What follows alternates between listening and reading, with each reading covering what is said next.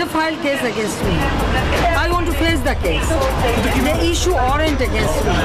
Even I am ready to go to jail, but I want to go back. তদন্তের সাথে অন্তর্বর্তীকালীন সরকার জড়িত থাকলে অবশ্যই তাকে পদত্যাগে বাধ্য করা হবে।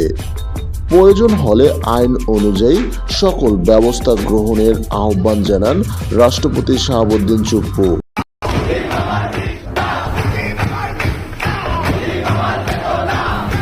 উপদেষ্টায় আছে তাদের বয়স কেবল 25 বছর, তারা কি বুঝে বাস্তবতা? তাদের বয়সটা যদি 30 বছর হতো তাইলে তারা বুঝতে পারতো। ছাত্র শ্রমিক হত্যার দায় এড়াতে পারবে না ডক্টর ইউনূস। শেখ হাসিনা দেশ ত্যাগের পর দেশে সুপ্রিয় দর্শক মন্ডলী, আসসালামু আলাইকুম রহমতুল্লাহ। আশা করি সবাই ভালো এবং সুস্থ আছেন। স্বাগতম জানাচ্ছি আমাদের একটি নতুন ভিডিওতে। ভিডিওর থাম্বনেল এবং টাইটেল ও ভিডিওর কিছু অংশবিশেষ দেখে আপনারা ধারণা করতে পেরেছেন যে আজকের ভিডিওটি কতটা গুরুত্বপূর্ণ। আসুন আমরা বিস্তারিতের দিকে মুভ করি। তার আগে যারা আমার চ্যানেলে নতুন, চ্যানেলটি সাবস্ক্রাইব করে লাইক কমেন্ট শেয়ার করে সাথে থাকবেন। আসুন আমরা সেই বিস্তারিত দেখে আসি। সবার প্রতি অনুরোধ রইল সম্পূর্ণ ভিডিওটি দেখার, না টেনে সম্পূর্ণ ভিডিওটি দেখার জন্য। They filed case against me. I want to face the case. They issue warrant against me. Even I am ready to go to jail, but I want to go back to my country. অবশেষে সেনাপ্রধানের চিঠি পেয়ে রাতেই দেশে ফিরছেন প্রধানমন্ত্রী শেখ হাসিনা। এর আগে সেনাপ্রধান ওয়াকারুজ্জামান এবং অন্তর্বর্তীকালীন সরকার প্রধান ডক্টর ইউনূসের সাথে গোপন বৈঠক হয়। এতে নির্বাচন দেওয়া নিয়ে সেনাপ্রধান এবং প্রধান উপদেষ্টার সাথে তর্কে জড়িয়ে পড়ে। এক পর্যায়ে সেনাবাহিনীর হুমকির মুখে নিজ বাসভবন ত্যাগ করে অন্তর্বর্তীকালীন সরকার প্রধান।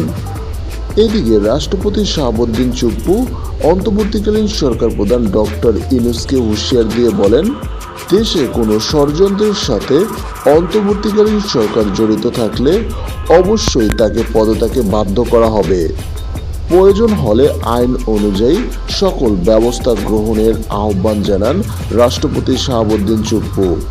এদিকে সেনাপ্রধানের সাথে গোপন বৈঠক শেষে আবারও ক্ষমতা ফিরে পেতে যাচ্ছে আওয়ামী লীগের সভানেত্রী শেখ হাসিনা।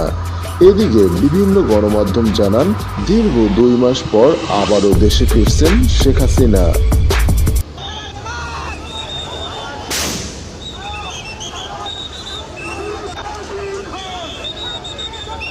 শ্রমিকদের নিরাপত্তাজনিত কারণে কাল থেকে দেশের সব তৈরি পোশাক কারখানা বন্ধ রাখার ঘোষণা দিয়েছে।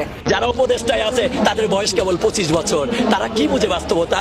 তাদের বয়সটা যদি 30 বছর হতো তাইলে তারা বুঝতে পারতো। ছাত্র শ্রমিক হত্যার দায় এড়াতে পারবে না ডক্টর ইউনূস। শেখ হাসিনা দেশ ত্যাগের পর দেশে পুনরায় শান্তি ও পূর্ণ সংস্কারের জন্য অন্তর্বর্তীকালীন উপদেষ্টা হিসেবে দায়িত্ব নিয়েছিলেন ডক্টর ইউনূস। তবে ডক্টর ইউনূস দায়িত্ব নেওয়ার পরে বিগত 2 মাসে একটি উন্নয়নও দেখাতে পারেনি।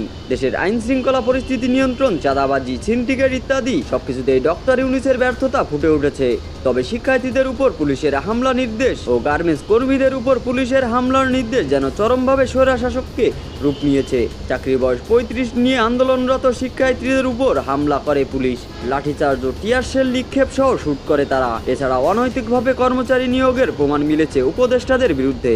বাংলাদেশের মানুষের সমর্থন নিয়ে যারা গিয়ে উপদেষ্টা হয়েছেন, মন্ত্রী হয়েছেন, তাদের বিচারও কিন্তু একদিন এই বাংলাদেশে হবে।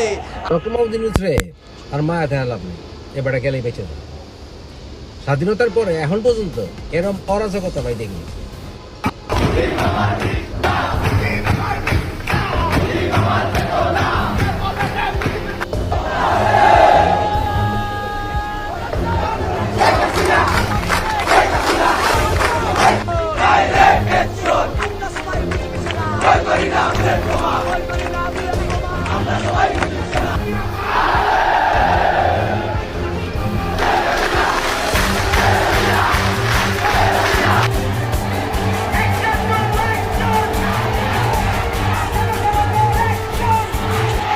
বিগত 2 মাস আগে বাংলাদেশের মানুষ ভেবেছিল শেখ হাসিনা পদত্যাগ করলে সাধারণ জনগণ ভালো থাকবে।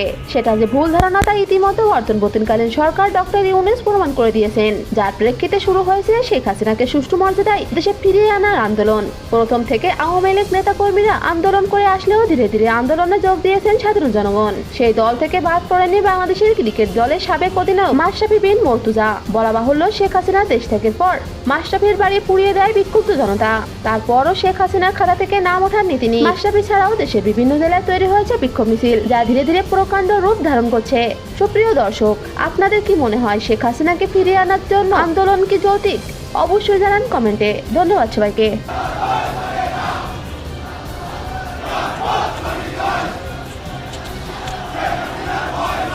প্রিয় দর্শক, আপনাদের কি মনে হয় আবারও কি শেখ হাসিনা ক্ষমতায় আসবে?